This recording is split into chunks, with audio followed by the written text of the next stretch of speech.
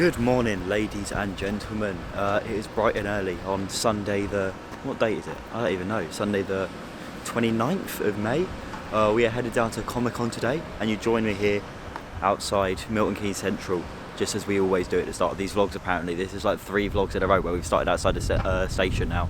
But yeah, this is the first Comic-Con I've ever been to. Mainly going to see Connor Ward and the Neurodiversity Panel, so that's quite exciting. But yeah, I've never been to a Comic-Con before, so this will be a first. So I'll see you guys when we get in there. Okay, so have made it into London. We are in Euston now. I've got to make my way down to St Pancras so I can meet Connor, because I'm meeting up with him before we head to the XL. Sort of guessing how to get to St Pancras. There are signs pointing in multiple different directions, but it'll be okay because I'm smart like that, and we'll find our way there. So I'll check in with you guys if I make it to St Pancras alive. I could be extremely wrong, but I'm assuming St Pancras is this massive building here. It does say the St Pancras Hotel, so I'm assuming I've made it. But yeah, so should be meeting Connor in just a minute. He's getting off the train.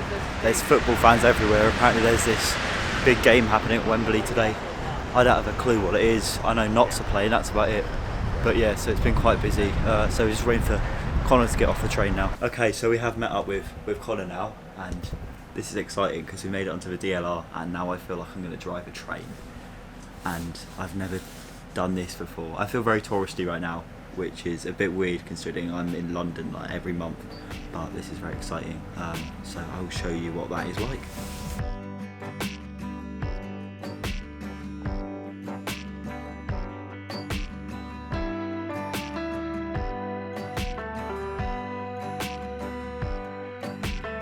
We have made it into the convention now. We're not actually on like the show floor yet, but we've made it in. Took a while to get passes sorted out, of course, because with Connor being on the panel and all that, and we needed to sort stuff out. But we've gotten in. We've met up with Kev as well. He's gone somewhere. Connor's gone to the toilet. So we're just waiting for him to come out, and then I'm assuming we're going to go in and have a look around. This is all very new to me though. This is something I've not done before. It looks interesting. Apparently it's smaller than it's been in previous years, but it'll be nice to have a little look around. And then yeah, we've just got to wait for the Neurodiversity Panel, which is somewhere around here at 12. So exciting day ahead.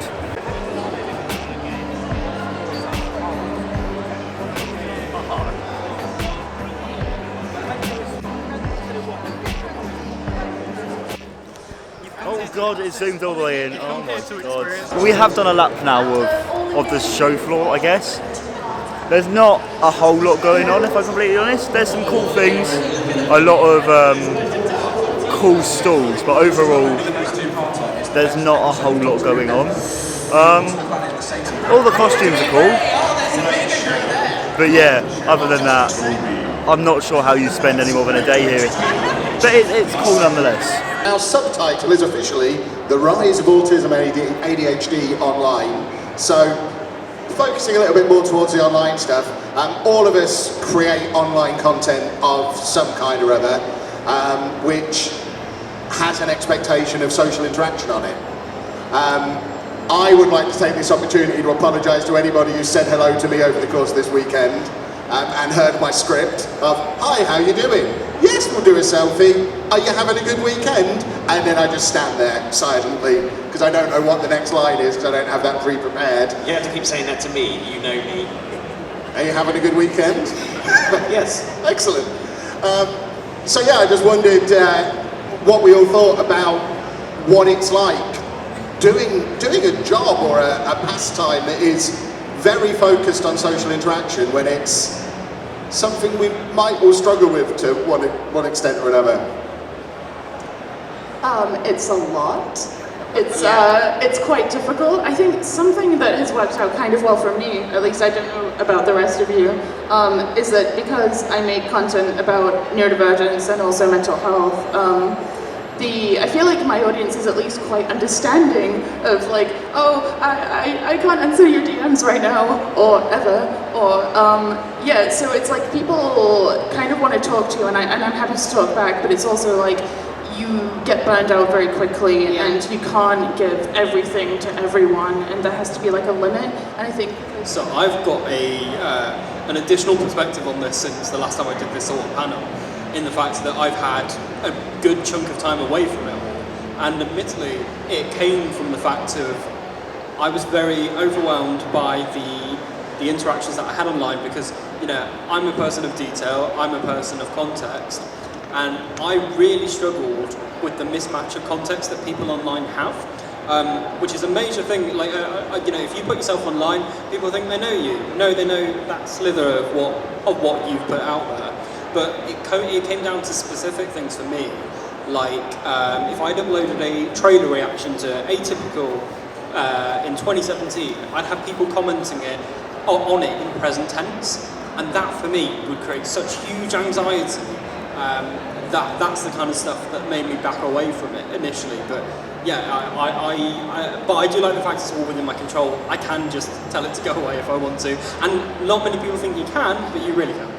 I struggle with that as well, especially when I get a comment that might not be as disrespectful, but I might have had a bad day and I feel like really bad about it. So there's a term called RSD, so rejection sensitive dysphoria, and so that's an intense emotional sensitivity to perceived rejection or criticism or actual rejection. And so when people say things to me, that's like I really take it to heart. So sometimes when you're creating content online, even if it is for like the neurodivergent community, and they say something offensive, sometimes it's good to take some time away and take a step back. So for those of you who are creating content or who want to create content, don't feel the pressure to feel like you need to consistently churn things out, because you will burn out, and it's important to take care of yourself as well. I don't have a very good limit for that. Like if someone says, oh, someone was mean, I'm there right in the comments reading through, defending Kev or you, and you know, I need to stop doing that. A lot of it is self-care in all ways, isn't it? It's setting boundaries on yourself, on other people, your image, that kind of thing. But I think we all understand that, I mean, if you're interested in learning about neurodiversity, it's for a reason, so you probably understand it, and so you probably understand you've got maybe social awkwardness that we've got too, and that kind of thing. So there is a bit of understanding there as well. It's just obviously if people are being outwardly rude, that's not an excuse. My channel is Connor Ward, because that's my name, but my social handles are Connor Ward UK on everything. And I can be found on Twitter and Instagram as Adulting ADHD. If you read newsletters, you can check adultingadhd.substack.com.